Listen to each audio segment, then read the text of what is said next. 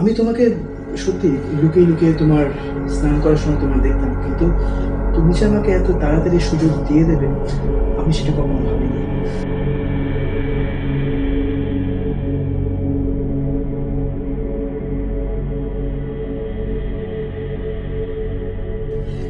ছি, তুই আমার ভাই। তোকে আমি অন্যরকম ভাবতাম।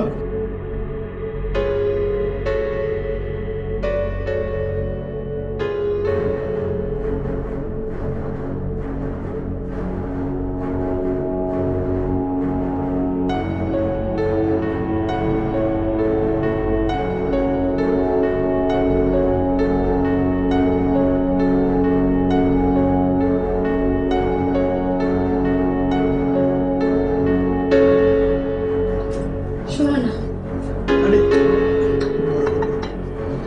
আজকে বাড়িতে কেউ নেই। আমি যখন স্নান করে আসি তুমি তোমার ভিজে কোমরটা দেখো, নিশ্চয়ই তুমি আমাকে ভালোবাসো। আরে না, সেরকম কিছু একদম। তাহলে তুমি আমাকে ভালোবাসো না? বাসো না আমাকে? ঠিক আছে, তাহলে আমি যাই।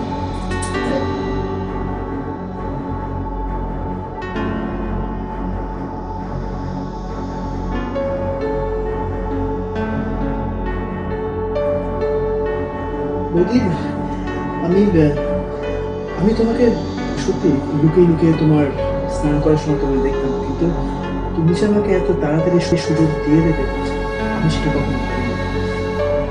সিরিয়াসলি বৌদি, তুমি তুমি তুমি আমার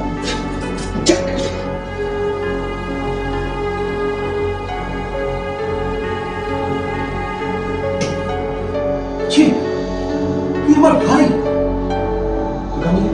তোকে আমি অন্যরকম ভাবতাম। তুই তো বৌদির সাথে বৌদি আমার ঠিকই বলেছে। পিকিকে বিয়ে করতে যাচ্ছিস? হ্যাঁ, পিকিকে? মেয়েটার জীবনটা নষ্ট করতে যাচ্ছিস? মেয়েটার জীবনটা নষ্ট করতে যাচ্ছিস তুই? শোনো অশোক, তুমি আর প্রীতির সাথে মিশবে না, কোনো সম্পর্ক রাখার চেষ্টা করবে না। তোমার সবকিছু তোমার দাদা ভিডিও করেছে। তুমি যদি নিজের চরিত্র নিজে ঠিক না করতে পারো তাহলে ভাবো তুমি কি করবে। আমরা কিন্তু সব বাবা মাকে বলে দেবো। বা তুই ভাব, তুই চিন্তা করে দেখ, এই বাড়িতে থাকতে হলে কিন্তু আমাদের মতো করে চলতে হবে তোকে। এবার তুমি ঠিক করো তুমি কি করবে।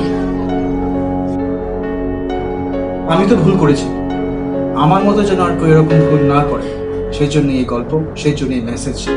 যদি আপনাদের এই গল্প ভালো লেগে থাকে তাহলে আপনারা সবাই মিলে লাইক করবেন, শেয়ার করবেন, সাবস্ক্রাইব করবেন এবং অবশ্যই আপনারা সবাই মিলে আমাদের পাশে থাকবেন, আমাদের সাপোর্ট করবেন। অসংখ্য ধন্যবাদ।